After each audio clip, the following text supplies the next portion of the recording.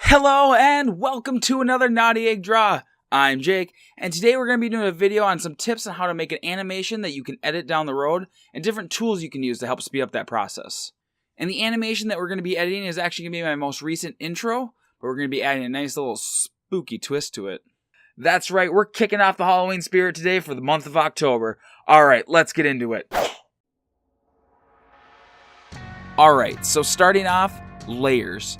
Now layers is something that you should be utilizing as much as possible. And when you're making these layers, make sure you properly name them something that you can recognize down the road. Don't just leave a bunch of layers like layer 1, layer 2, layer 3. Now if you're just adding temporary layers that you're going to delete down the road, you can leave it unnamed, but do your best to still try to name them. A great tool for making edits over something that is already there is going to be this button right here. This is the layer outlines option that you can find on every layer. If you hit this, the image is still there, but only as a faded outline. This helps so much because it can still be a strong idea of what the image behind it looks like without actually having to get rid of it or go in and change the opacity of the layer itself.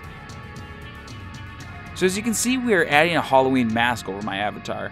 I'm sure even if you don't even know horror movies very well, you'll still recognize whose mask this is when we're done. Another tip that I want to give you that isn't related solely to making just edits, but something that you can utilize all the time. Don't be afraid to copy and paste things, especially things like circles. If you make a good circle that you know you'll be seeing many times, just copy and paste it. It saves you time and headache when you can't make 100 circles look similar by freehand.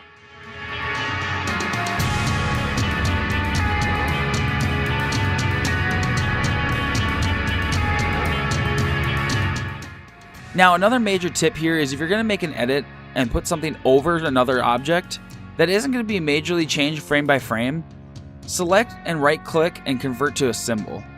Make sure it's a graphic symbol so you can see it when you play in the timeline. Now you have an object that you can shape and move around as just one object. With the symbol you are able to make edits to it by double clicking on the object.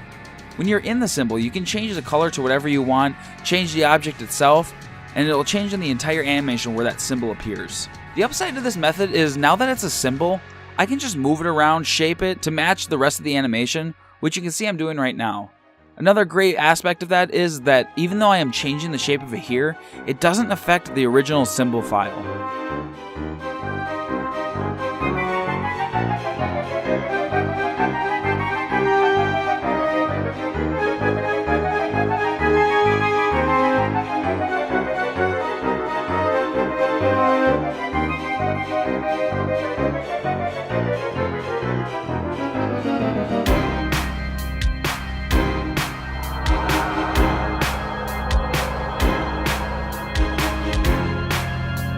Now this little trick is a great one that I actually just started using lately because it's a feature that's new to Animate CC, and it's the tag color swatches. Now if you're ever wanting to edit something down the road, this is a must. Now what this method does and allows you to do is to add color to your animation, and if you paint using the swatch anywhere in the animation, you can go and change it down the road and it'll change across the entire animation. Back in the day with Flash, you would have to go in and change every single color by hand if you wanted to change it. As you can see, as I scrub through the animation, the color changed on every frame I used that color. Now to do this, you need to choose a color from your palette. Once you picked it, click the Convert Tag Switch button over here in the swatch menu. Name the swatch, and then you want to hit OK. Now if I click on that swatch and use it anywhere in the animation, I can now change that color down the road.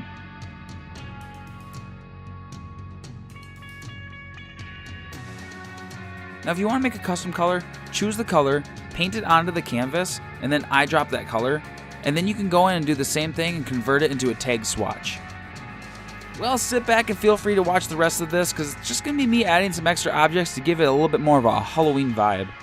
And I won't be showing everything, so if you want to see how it looks, you're going to have to come back next week and see it in the intro.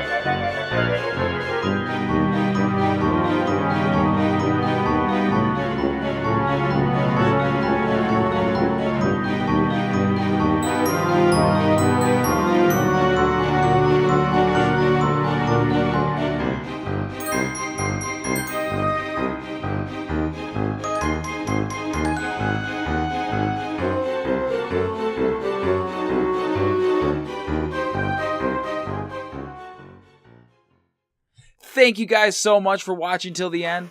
If you haven't yet, make sure you smack that sub button, throw a like and a comment down below, and like always, keep drawing, and until next time. Bye!